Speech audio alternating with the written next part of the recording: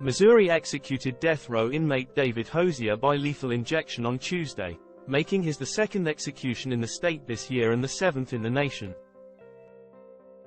Hosier was pronounced dead at 6:11 p.m. after he was administered a 5-gram dose of pentobarbital, Missouri Department of Corrections spokeswoman Karen Poshman told USA Today. Hosier, 69, was convicted in the 2009 shooting death of his former lover, Angela Gilpin, a married mother of 2. Gilpin was seeing Hosier while she was separated from her husband but had decided to make her marriage work and broke it off with Hosier, infuriating him, according to court records. A neighbor found the bodies of Gilpin and her husband Rodney in the threshold of her apartment in the early morning hours of Sept. 28, 2009. Prosecutors dropped a murder charge against Hosier in Rodney's killing. Hosier has always maintained that he didn't do it, pointing to a lack of DNA evidence or anything tying him to the crime scene. Recently he reiterated his innocence, telling the Kansas City Star that he felt bad that Gilpin and her husband were killed, but, "You cannot show remorse for something you did not do. I'm the luckiest man on earth. I've been able to speak the truth of my innocence," Hosier said in a final statement issued to members of the media through his spiritual advisory on Tuesday.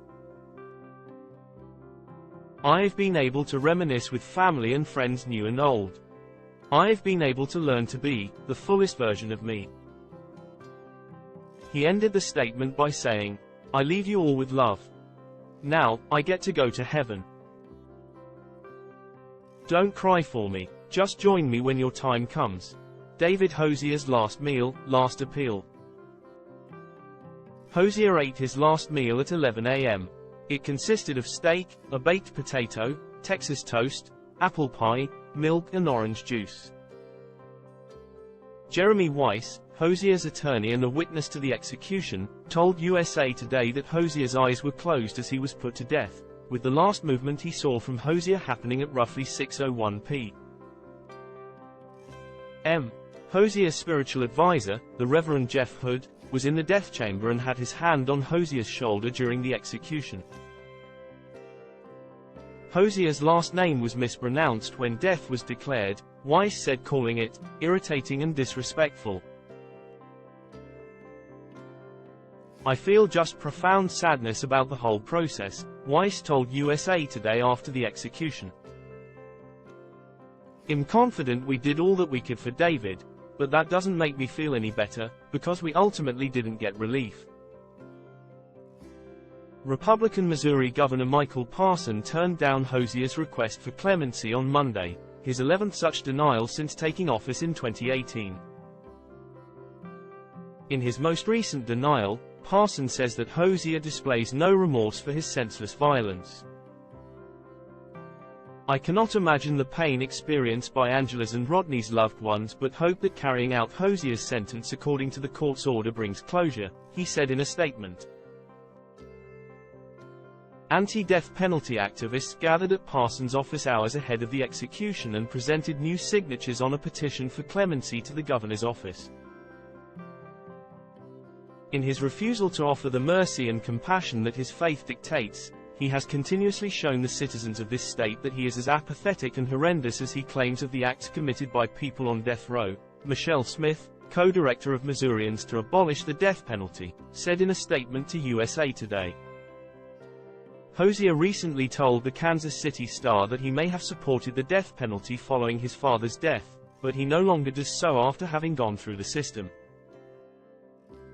"I can't see by any justification the death penalty as being anything but cruel and inhumane," Hosier told the newspaper.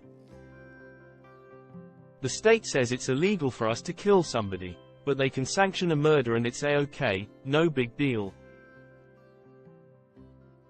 Hosier executed for killing former lover. Sometime between 2008 and 2009, Hosier got involved romantically with Angela Gilpin, who had separated from her husband. When Gilpin decided to end the affair and reconcile with her husband, Hosier got angry.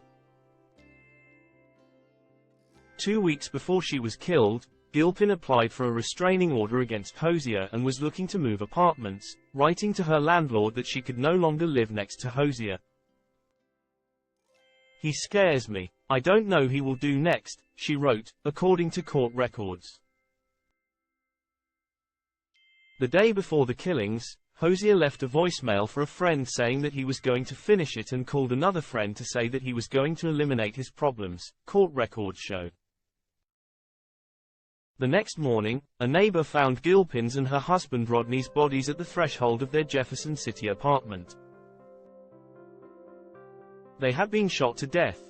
In Gilpin's purse was an application for a protective order from Hosier that said he knows everywhere I go, who I go with, who comes to my home, adding that he was stalking and harassing her every day. Hosier was arrested in Oklahoma later that day following a pursuit and a standoff, after which Hosier told police, "Shoot me and get it over with," according to court documents. Hosier's arguments to be spared. In appeals, Hosier's lawyers argued that there was a lack of physical evidence tying Hosier to the scene of the murder, including the state's ballistics experts' inability to identify that the bullets found at the crime scene.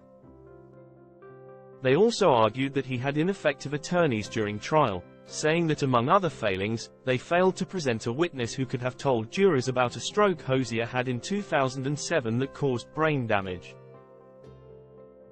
Hosier also argued that the judge who presided over his trial and sentencing had a conflict of interest, having prosecuted him in 1998 for failing to pay child support.